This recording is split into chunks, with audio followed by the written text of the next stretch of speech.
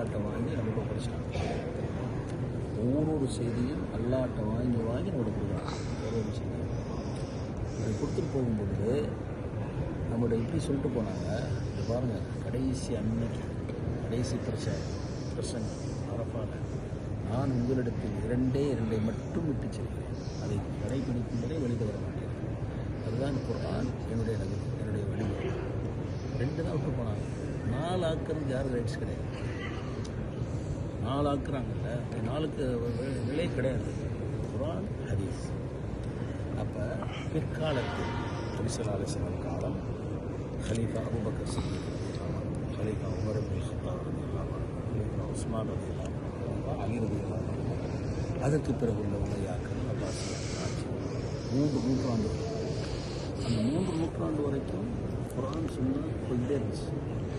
3ஆம் நூற்றாண்டில் தான் என்ன செய்கிறாங்க, ஹதீஸ்கள் நல்ல தெளிவு ஆய்வு செய்யக்கூடியவங்க இருந்தாங்க. பெரும்பாலும் மார்க் அறிஞர்கள் அதை தெளிவு செஞ்சு கொடுக்குற நேரத்தில் என்ன பண்ணிட்டாங்கன்னா, இவரே இமாம் ஆக்கியதான் ஆகிட்டாங்க. அப்படிதான் இல்லையா?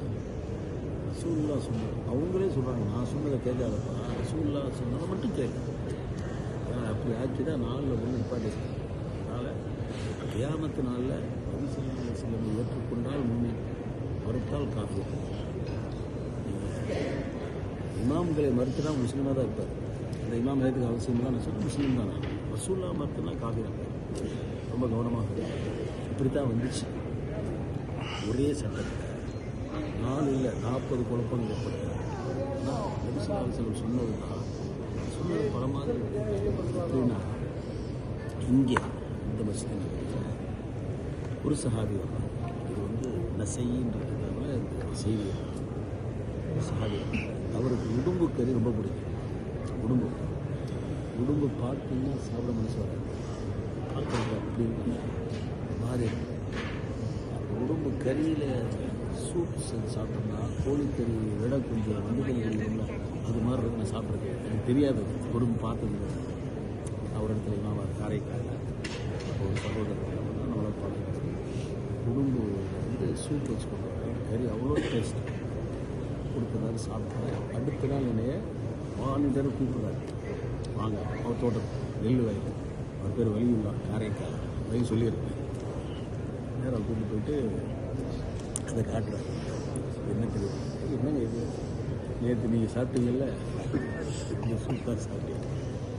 இது அதை சாப்பிட்ற மனுஷன் சில உடம்பு. அப்போ அந்த நபித்தோட உடம்பு சமைத்து கொண்டு வர்றாங்க. சொல்ல முன்னாடி வைக்கிறார். என்னப்பா அதுன்னு கேட்குறாங்க. சொல்லலாம் உடம்பு பார்த்துட்டு, என்னப்பா உடம்பெல்லாம் சாப்பிட்றாங்க, எனக்கு வேணான்னு சரியா வேணான்ற உடனே கொண்டு வந்த சஹாபி அவர் எடுத்து சாப்பிட்றாரு. அதை பார்த்துட்டு ரசூலுல்லாஹ், நானே சாப்பிடல, நீ எப்படி சாப்பிட்லான்னு கேட்குறாங்க. விட்டுட்டாங்க. அங்கீகாரம் இந்த மாதிரி ஒரு செய்தி. இப்போ வந்து குடும்ப சாப்பிட்லான்னு ஒருத்தர் சொல்லுவார், சாப்பிடக்கூடாதுன்னு ஒருத்தர் சொல்லுவார், குருன்னு பல மாதிரியான செய்தியை கொண்டு வந்தாங்க. வெறுமனா சாப்பிட இல்லாட்டி விட்டுன்னு போய்